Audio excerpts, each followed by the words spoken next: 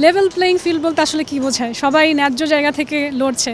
আমি তো আসলে এই ঢাকা ৮-এর একমাত্র নারী এমপি প্রার্থী এবং পুরো যত নারী প্রার্থী আছে সারা দেশে সেখানে হচ্ছে গিয়ে টোটাল প্রার্থীদের মধ্যে অনলি 4% হচ্ছে women. So level playing field তো প্রথম থেকেই নাই। লেভেল প্লেইং ফিল্ড কখন হতো? যদি 52% উইমেন আমাদের জনসংখ্যা অনুযায়ী, বাকিটা হচ্ছে পুরুষ থাকতো, সেটা তো আমরা দেখতে পাইনি। সো প্রথম দিকে আসলে একটা বৈষম্যের উপরই শুরু হয়েছে আমাদের এই নির্বাচন। তবে আরও হচ্ছে এখন ইন্টারিমের সময় আমাদের নিরাপত্তা নিয়ে একটা ব্যাপক ঝুঁকি আছে এবং আমিও অনেক বেশি ক্রাউডের মধ্যে আসলে যতটা স্বাচ্ছন্দ্যে প্রচারণা করা সম্ভব সেটা করতে পারি না। আমি একটু ভীত ফিল করি, কারণ উইমেন হিসেবে তো আসলে একটু ভয়ই লাগার কথা, অনেক পুরুষ আশেপাশে যাদেরকে চিনি না চলে আসলে। সেই ক্ষেত্রে আমার নিরাপত্তার জন্য আসলে কিছু সিস্টেম মেকানিজম থাকা প্রয়োজন।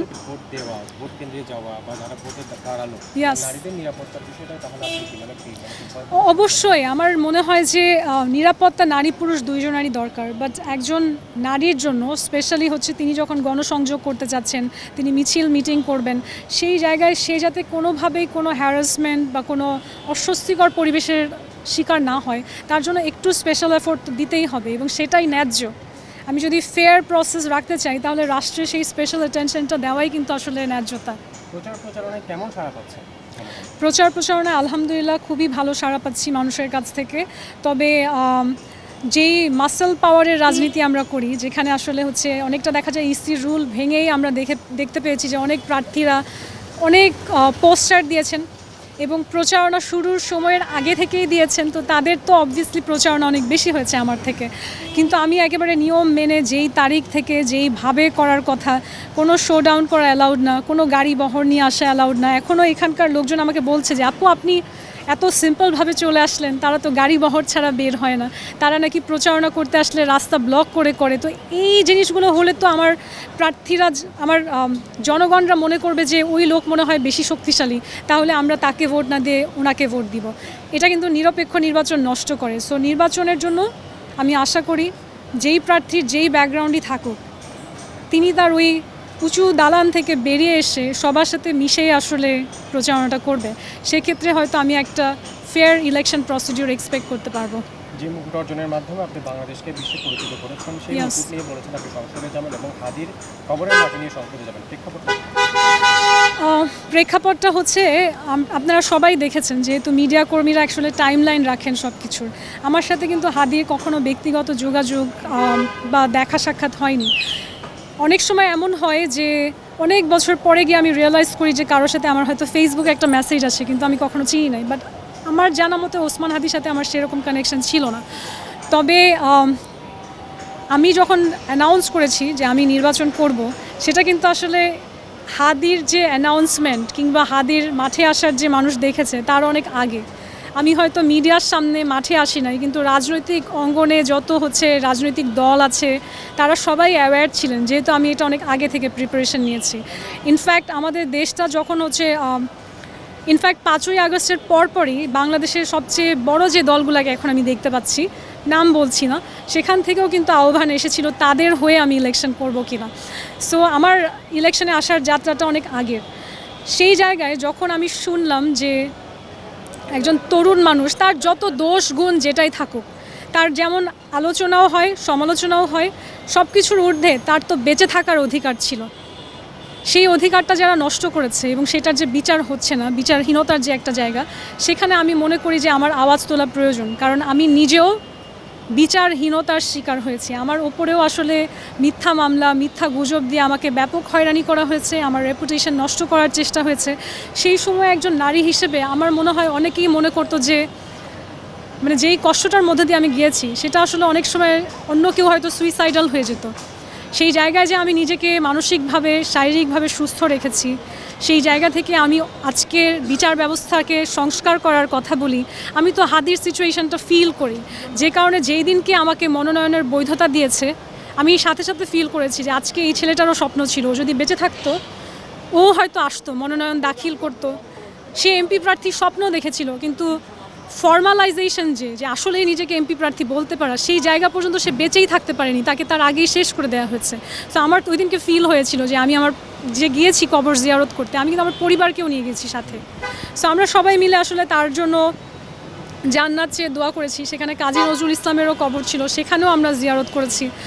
তখন আমার কাছে না কেন জানি মনে হচ্ছিল যে হাদি তো আর এই রাস্তায় কখনো হাঁটবে না, আমিই হাঁটবো। এবং অন্যরা কী করছে আমি জানি না, যার যার নিজের রাজনৈতিক আদর্শ আছে, কিন্তু আমি আমার সাথে কোনো আসলে ধর্মীয় কোনো কারণে না, আমি জাস্ট আমার সাথে কিছুটা মাটি রেখেছি। আমার নিজেকে একটা মনে করিয়ে দেওয়া থাকে না যে অন্য একটা মানুষও সাহস করে এসেছিল, তার জীবনটা চলে গেছে। আমি যখন ভয় পাবো, আমি তখন আমার নিজেকে মনে করাবো যে একটা মানুষ তার জীবনটা দিয়েছে এই দেশটা বদলানোর জন্য, আমাদের রাজনৈতিক সংস্কৃতিটাকে সংস্কার করার জন্য। সো ওইটা হয়তো আমাকে মানসিক শক্তি দেবে। এবং যেদিনকে আমি সংসদে বসবো ইনশাআল্লাহ, হাদি হয়তো নিজে বসতে পারবে না, কিন্তু এই যে তারুণ্যের একটা স্বপ্ন, শুধু ওর একার না, আমার বাংলাদেশের সমস্ত তরুণদের যে একটা স্বপ্ন যে একদিন বাংলাদেশে বিপ্লবী নতুন কোনো চমক হবে, যদি সেটা বাস্তবে কোনো দিন হয়, এটা হবে একটা সিম্বল থাকে না যে কোনো কিছুর একটা ভাবার্থ। সেই দিন আমি আমার সাথে আমার ক্রাউন এবং মাটিটা শুধুমাত্র সিম্বলিক হিসেবে রাখবো, আমার নিজেকে মনে করানোর জন্য যে আমি সফল হয়েছি। বৈষম্যের যে সংস্কৃতি, মিডিয়া কর্মীদেরকে নিয়ে যে নোংরামি, সেটা আমি দূর করতে সক্ষম হয়েছি। এবং তরুণরা যে স্বপ্ন দেখেছিল নতুন কেউ সংসদে বসবে, যে সত্যিকার অর্থেই কোনো ব্যক্তি স্বার্থ না, রাষ্ট্রের স্বার্থে কাজ করবে, সেটাও হয়তো সম্ভব হবে। তো সেই স্বপ্নটা বাস্তবায়নের একটা উদ্দেশ্য নিয়ে আমি আসলে ওই কথাটা বলেছি। আপনি জনগণের জন্য এবং বিশেষ করে নারীদের জন্য কী করবেন নির্বাচিত? আমার প্রত্যাশা না, promises are made to be broken in any field in life. আপনি যে অনেক কথা বলে, কথাতেই তার শক্তি, এনার্জি, রিসোর্স শেষ হয়ে যায়, কাজ করার জন্য কিছু বাকি থাকে না। আমি কাজ শুরু করে দিয়েছি, আমার যে গণ অধিকার পরিষদ দল আছে তারাও আমাকে সহায়তা করছেন। আমাদের একটা আইনি পরিষদ আছেন, সেখান থেকে অলমোস্ট 50 জন আইনজীবীকে নিয়ে, এবং আমার এতদিনের এক্সপিরিয়েন্সে যে আইনজীবীদেরকে আমি চিহ্নিত করেছি যারা খুবই দক্ষ, তাদের 10 জনের একটা টিম নিয়ে আমরা 60 পিপল, আমরা ফ্রিতে মানুষকে আইনি সহায়তা দেব। 5 বছর মেয়াদি প্রতি মাসে আমরা এটা আয়োজন করব। যার যে আইনি সমস্যা আমাদের কাছে আসবেন, আমরা ফ্রিতে সহায়তা করব। এটা হচ্ছে একটা কাজ। এবং এর মাধ্যমে 5 বছর একটা লম্বা সময় মানুষের মধ্যে আইনের প্রতি আস্থা ফিরে আসবে। এবং আইনের যে ফাঁক ফোকরগুলো থাকে, যেখানে আসলে প্রভাবশালীরা ক্ষমতা খাটানোর চেষ্টা করে, সেই জায়গাগুলো আস্তে আস্তে লুপ হোলসগুলো কমে যাবে, কারণ অনেক মানুষ সচেতন হবে আইন নিয়ে। এটা আমার প্রথম কাজ। দ্বিতীয় কাজ হচ্ছে আমাদের, আজকেও আমি এখানে ইন্টারভিউ দিতে পারছিলাম না, মুখের ওপরে মশা চলে আসছে। বাংলাদেশ এমন একটা দেশ, আপনি যত বড় ইন্ডাস্ট্রিয়ালিস্ট হন, যত বড় ক্ষমতাধর ব্যক্তি হন, আপনি মশার কামড় ছাড়া কোথাও টিকতে পারছেন না। এটা একটা কেমন হাস্যকর সমস্যা, এটা কেন এটার সুরাহা করা হচ্ছে না?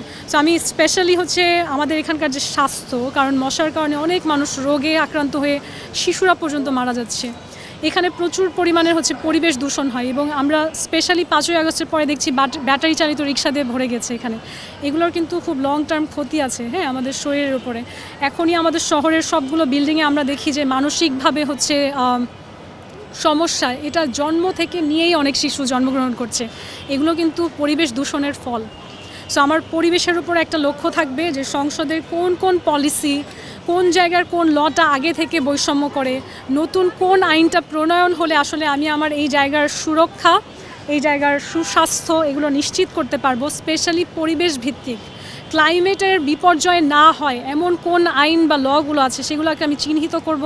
এবং সংসদে আসলে আমার কাজটা কী, রাষ্ট্র পরিচালনা করা। সেই রাষ্ট্র পরিচালনার প্রধান একটা লক্ষ্য হবে নিরাপত্তা, স্বাস্থ্য এবং পরিবেশটা রক্ষা করা। আমার ক্ষেত্রে নারীদের জন্য আমি ঘোষণা করেছি ঢাকা 8 হবে নারী বান্ধব। তবে এই কথাটার মধ্যে আসলে যে মিনিংটা লুকিয়ে আছে, সেটা আমি এই যে 3টা পয়েন্ট বলেছি, শারীরিকভাবে, মানসিকভাবে, সুস্বাস্থ্যের দিক থেকে, পরিবেশের দিক থেকে ঢাকা 8কে আমি সম্পূর্ণ নিরাপদ করতে চাই। সেটা যখন সত্যি হবে, তখন কিন্তু সেটা প্রকৃত অর্থে নারী বান্ধব অঞ্চলই হবে।